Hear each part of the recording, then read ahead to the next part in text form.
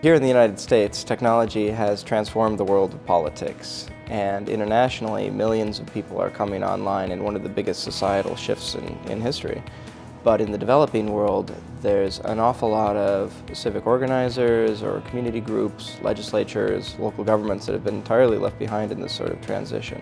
With DemTools, we've solved a lot of these technology problems, and so we're able to achieve massive scale to get these tools in the hands of the civic organizations, individuals, or governments who really need them. In the past year, we've had some great successes with DemTools, and we've brought together a few of the folks who were a part of this firsthand in the field to share their stories.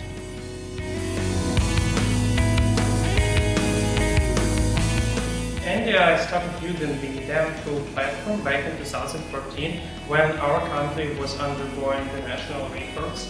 What we found here in Ukraine that the real clue and success of our technological approach to the partners is to show how the innovative tools can help them to change the way how they operate with their constituents. And when they started receiving a positive feedback from their constituents, they understood the real value, the real additional value of this tool.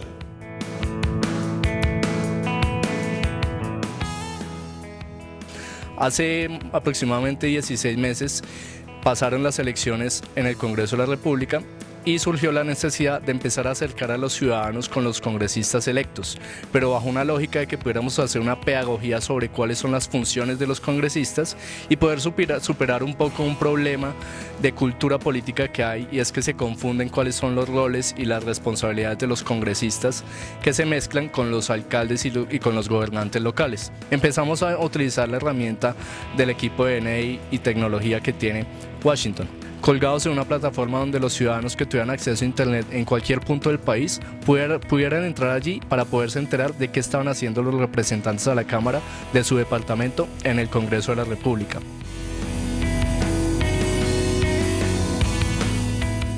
One of the goals of the Violence Against Women in Elections project is to track violence that is happening towards women throughout the electoral cycle across the globe.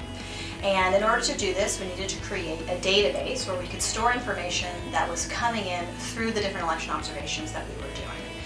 DCAN has enabled us to create what we've been calling a back-end database that we can break down by the different variables we're collecting data in. The other part of DCAN that's really important for us is that it visualizes. It can actually visualize this data.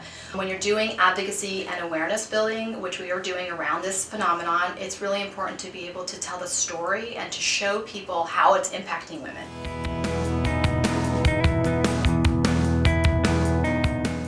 For the 2015 election observation, TMG was technically supported by the National Democratic Institute to adopt the gold standard election observation, the PVT, the quick count methodology.